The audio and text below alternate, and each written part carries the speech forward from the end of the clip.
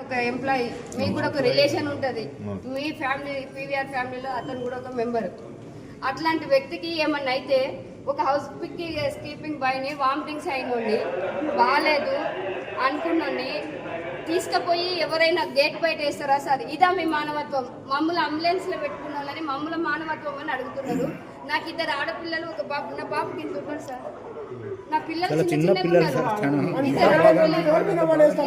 నేనేం ఏం చేసుకొని నేను బతకాలి చెప్పండి?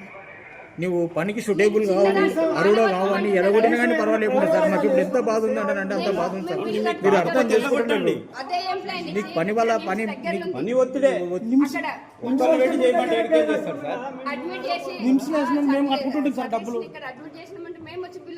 పని ఒత్తిడి ఒక్కళ్ళు పెట్టాలి, 2 పెట్టాలి, మెయింటైన్ చేయాలి.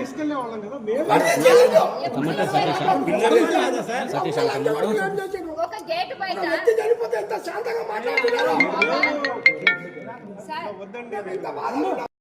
బాధితునికి న్యాయం చేయాలి, బాధితునికి న్యాయం చేయాలి.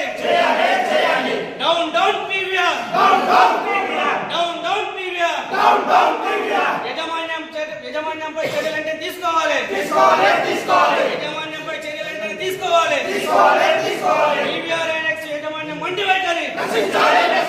Down down